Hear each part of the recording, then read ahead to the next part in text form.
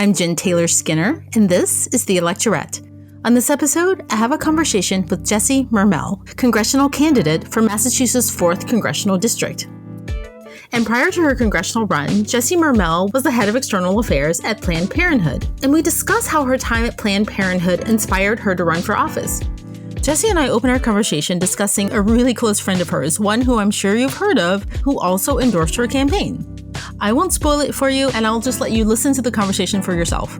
So here's my conversation with congressional candidate Cecile Mermell. Cecile Mermell, welcome to the podcast. Thank you for having me. Great to be here. So I was going to save this question for last, but I just can't because I heard that you were close friends with Ayanna Pressley, Congresswoman Ayanna Pressley. I still am. Yeah, she's my best friend. Wow. And you were maid of honor at her wedding. Guilty. Yeah.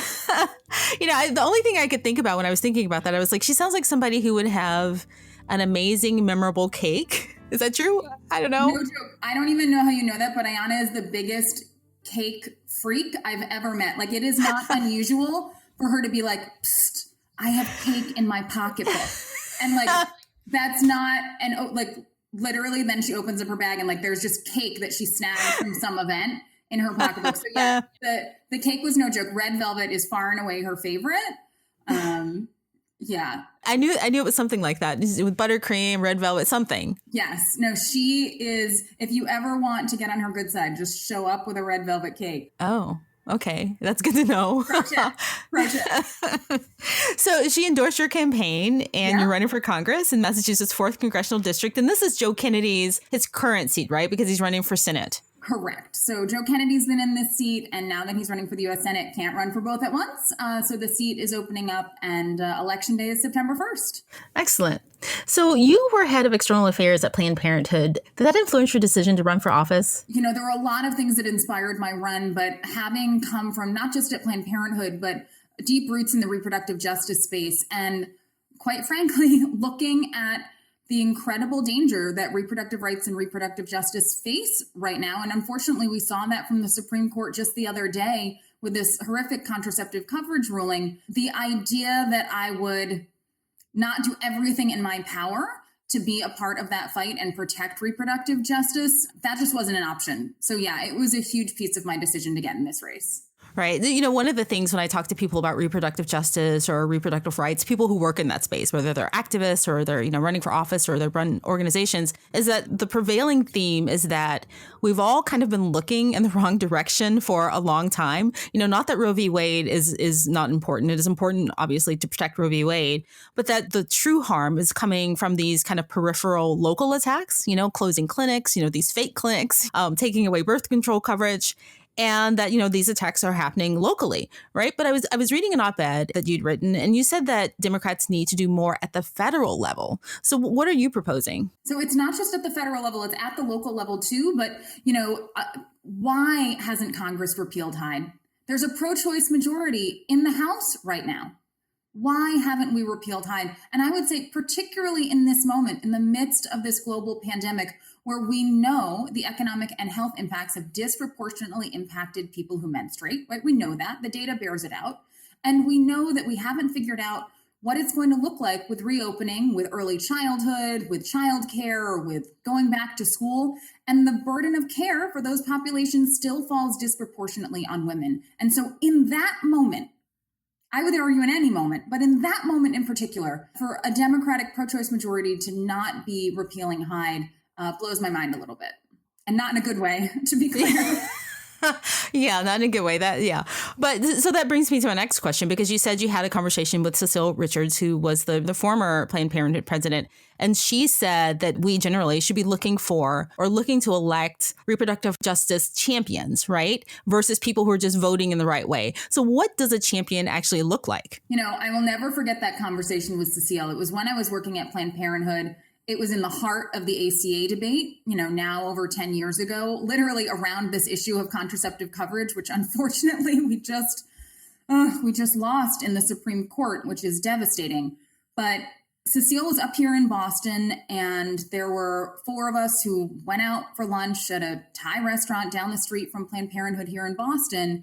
And, she was lamenting the fact that in the middle of an incredibly ferocious debate around reproductive justice. And when Republicans and anti-abortion activists were fighting really at every turn to try to hurt people who menstruate and people who need reproductive care, I don't know if you remember the Stupak Amendment and the Nelson Amendment and all the things that were clouding up that debate.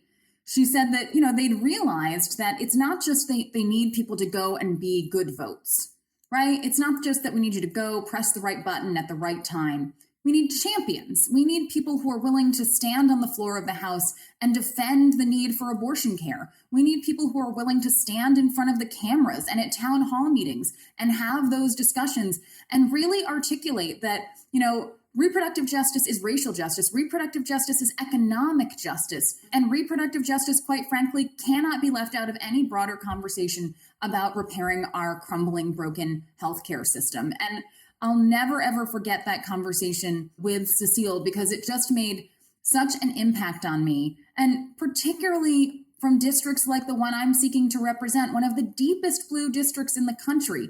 How, again, in this moment with everything that's going on, the ways in which it's disproportionately impacting people who menstruate, really shame on us if we aren't sending champions on this issue to go fight the fights. No, you're absolutely right. When I read that and just listening to you now, I'm thinking about how I've thought about reproductive justice, for years. And I just thought, like a lot of people, how will that person vote on this issue, right? Versus will this be a constant person who'll champion this hard on the floor for the long term? And as a constituent, I think that there are a lot of other things that people care about, just thinking about constituents now, that they fight hard for, like, healthcare or climate change. And this doesn't seem to be one that people feel like they have a voice in, just because we've just only been expecting people to just vote in the right way versus fighting hard for it. Right. And let's be clear, we need people to vote in the right way. Like that's really True. important too.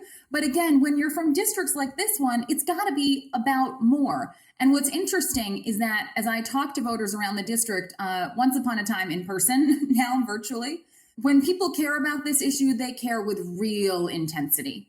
The passion that people have for reproductive justice when it's a top 3 issue for them is incredibly, incredibly noticeable. So I think for folks for whom this issue has impacted their life in any way, positive, negative, they understand what the importance of having a champion means. And I think what the work a lot of us in the reproductive justice space have to do is to continually make the case that this is, unfortunately, with the attacks that we're constantly under, relevant today, relevant to the conversations we're having around racial justice and inequality, and building our economy back in a way that's finally fair and just and inclusive. All of these things are connected to reproductive justice. And I think as folks connect those dots, you see the sort of light bulb go off, right? And they have that fire in their belly then for reproductive justice that a lot of us who've been in the space for a long time have been feeling for years. No, I think you're absolutely right. And the last thing I'll say on that is I think that once we fill the House and the Senate and, all of our electeds, and we have more people who are true champions, we won't have conversations like, should we broaden the tent to include people who are, anti-abortion, or, I remember we had that conversation a couple of years ago and people were seriously considering that. No, it is a refrain I hear frequently. And, listen, even here in Massachusetts, which I know around the country, everyone's like, oh, Massachusetts, that liberal haven. I have to tell you, we have an abortion rights bill that has been languishing in our state house for several years. And it's a version of a bill that's in previous forms been languishing for over a decade.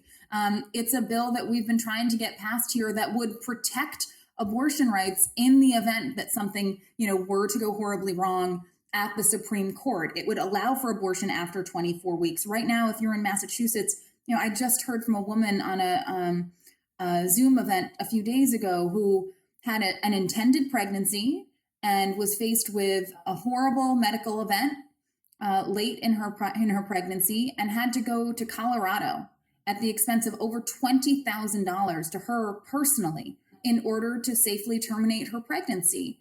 And that's someone from Massachusetts, right? We're not talking about a red state. We are talking about Massachusetts. It's a bill that would put the right to abortion in state law. It would end the 24-hour waiting period that isn't enforced in Massachusetts, but is on the books. And we know how dangerous archaic laws like that can be. So, I want to be clear that I'm not throwing shade and saying that I live in some perfect utopia. We have a lot of work to do, even in our most progressive communities and most progressive states. Yeah. So why don't we talk about the Supreme Court decision, at least the latest one, the one that came down recently? Yeah, with the Trump administration, they're allowing employers with religious and moral objections to limit access to birth control coverage under the ACA, right? And that would affect, I guess 126,000 women, I think was the count. Yeah. And so, I mean, I don't really know where to begin with that. I mean, I thinking about it and kind of the tenor of the question that we've been talking about, it just seems kind of absurd that we've gotten this far. This is birth control. This is not. I mean, God, this is very basic. How did we get here?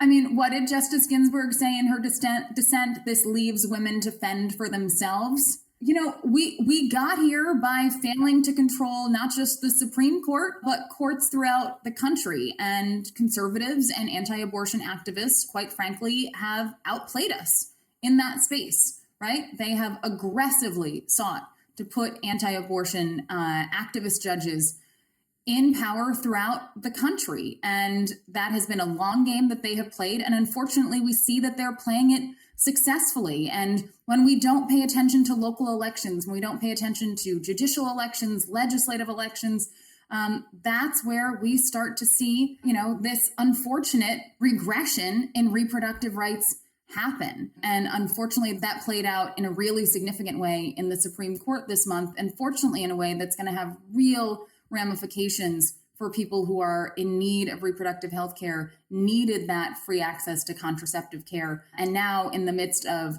a very challenging set of economic circumstances, we are ripping that away from them. And, if anyone is wondering whether or not this presidential election matters in November, I mean, there are limitless ways in which it's important, but this is certainly at or near the top of the list. Yeah, but I guess the thing that I can't really wrap my brain around is the fact that birth control is not abortion. It's such an extreme view, right? I mean, because that was what was behind the moral objection, right? And so that's the first thing. And the second thing, I can't really understand the people behind it, what the argument would be in relation to what the objection is, right? I mean, what behavior are they hoping to curb with this decision?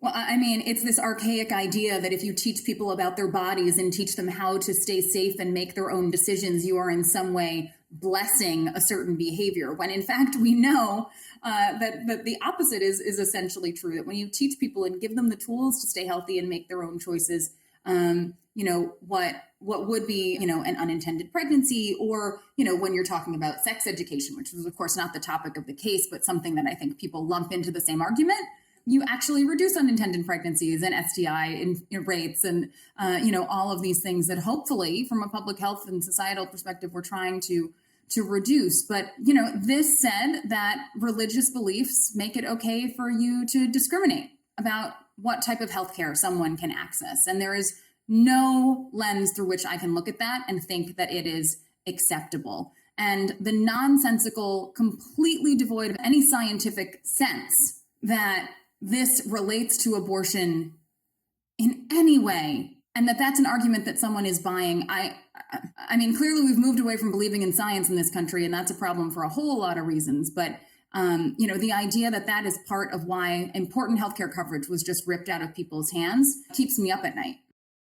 Yeah, I mean, I think that's the thing that kind of stopped me. I mean, I think that we've been moving so slowly but steadily in this direction that when it finally happened, I had to take a step back and think oh, they're equating birth control with abortion. And the thing is that, most Americans, of reproductive age, need birth control, including religious people. And when you survey Americans, most are in favor of having, access to abortion as well as contraception. Absolutely. And, I feel like that, this minority group of people with these views are controlling decisions that are affecting the majority of us. And are just, frankly, bad for public health and, costing us a lot of money. We know that, what is it that Guttmacher has said? For every dollar you're spending on preventive care when it comes to reproductive care, you're saving $8, $9. I might be getting the final amount wrong, but it is an exponential savings So at every possible level, this is bad for society.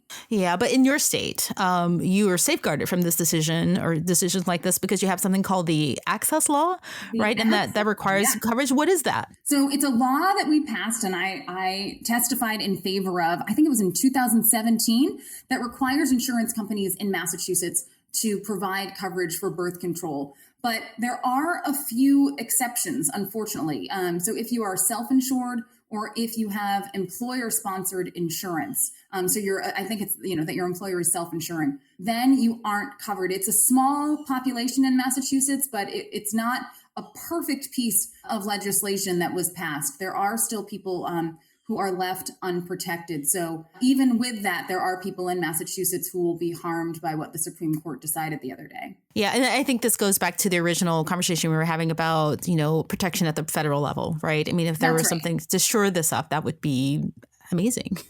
Well, and I don't know if you've had this experience, but I've found that as I've worked in this space over the years, so many times we're out there saying, Roe could be overturned. They're chipping away at birth control coverage, whatever red flag we're waving.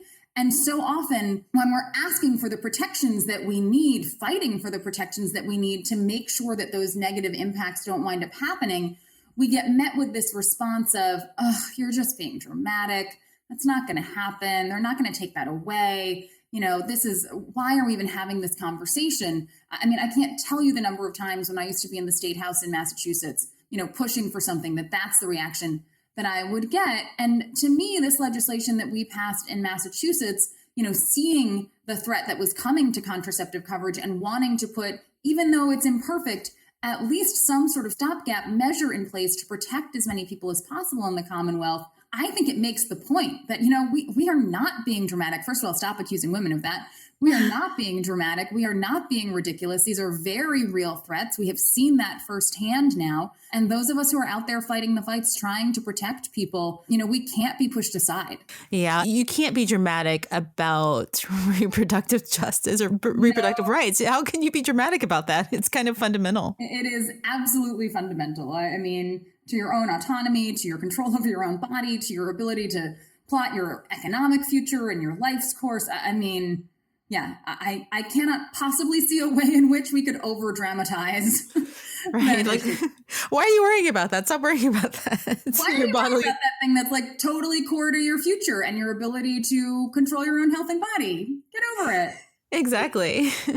Well, another Supreme Court decision, June versus Russo, which was a big one. Can you tell us what this case was about? I've talked about it a few times, but can you just give a really quick overview? Yeah, so June Medical versus Russo, which was decided in our favor now a few weeks ago. In COVID times, I will confess that I don't have the greatest sense of how much time has passed. Right. All I know is it's a day that ends in Y in the year 2020. But it was a case that was originated in Louisiana. Louisiana had passed a whole bunch of laws that made it incredibly burdensome to provide abortion care in their state, medically unnecessary laws. It was very similar to Whole Women's Health, a case that had been decided in our favor several years ago. And what anti-abortion activists were seeking to do was, in light of a new, more conservative, more anti-abortion Trump Supreme Court, attempt to get a different outcome. And luckily, they failed.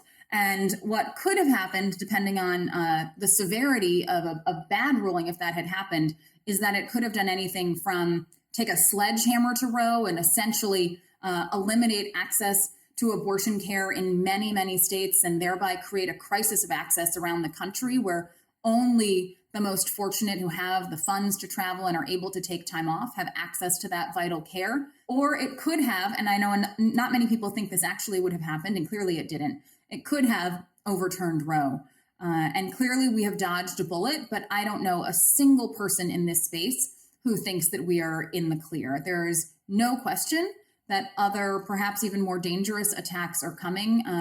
I feel very fortunate that anti-abortion activists failed at this. I'm not going to lie, I was kind of shocked when I saw the decision come down, but in a good way. But we cannot rest on these laurels. We know that more is coming. We know that anti-abortion activists have been, working to lay the groundwork with trap laws across the country. And to your point earlier, work that has been done at the local level to advance pieces of legislation that are bad for people who menstruate and people who need reproductive health care and abortion care. So definitely take a victory lap on June Medical versus Russo and then get fired up to keep the fight going. All right. Well, I mean, I think this highlights the fact that the Supreme Court makeup is really precarious and it's kind of scary right now. I mean, given those two decisions kind of in a row. So to your congressional run, how are you adjusting to running for office during the pandemic? Because I think you announced sometime last fall. Yeah, I announced in October in a diner in Fall River, Massachusetts, back when one could be in a diner and crowd into a booth and have some grilled cheese and tomato soup with some people and talk about issues. Clearly, those days are past, at least for the foreseeable future. And then obviously in early March, everything changed. And, we were talking about Ayanna earlier. Literally 2 days after lockdown, we had scheduled our office opening. And we have this incredible headquarters, which unfortunately hasn't seen a lot of action, but this incredible headquarters, and Ayanna was going to come and do an office opening with us with, 50, 60, 75 people. And it became clear that that was just unsafe. And keep in mind, this was March before we knew about masks and all of that. But what we ended up doing was turning that into a Facebook Live event where my campaign manager and deputy campaign manager gave an MTV Cribs style tour of the office. Unfortunately, probably with not as great of a soundtrack, but we did our best. And then the last room they ended in had Ayanna and me, and we did about a half an hour of Q&A with folks online. And really from that day in early March, we, like every other campaign, and quite frankly, like everyone else in every other sector of life, have gone virtual. And of course, that means virtual town halls and virtual fundraisers and more Zooms than any of us can count.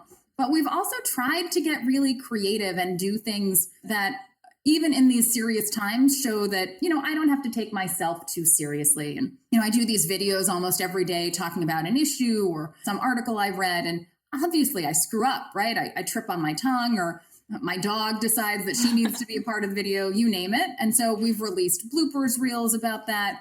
My campaign manager and deputy are both amateur astrologers. And so one Friday afternoon on Facebook Live, they did a reading of my birth chart, which as a 40-something, I don't claim to understand, but it was fun and people got a kick out of it. So, again, serious times and we're meeting that moment, but also not afraid to mix things up a little bit and have a little bit of fun and connect with voters in a different way, especially because I can't door knock. I can't march in parades. I can't show up at a farmer's market and shake hands. So we have to be willing to try different things, even if it is through, that blinking green dot at the top of my computer. Yeah. No, I like that. Those are some really good ideas. I feel for everyone who has to run for office right now. That's it's hard. So what are your constituents saying? What do they want to see from your campaign? I hear about healthcare and an equitable recovery from COVID-19 all the time. People want a healthcare system that they can access and they can afford. They want reproductive justice because, again, I'm running in a very blue district, and people understand that reproductive justice is an essential part of the healthcare conversation. And people want an equitable recovery to this crisis that we're in right now.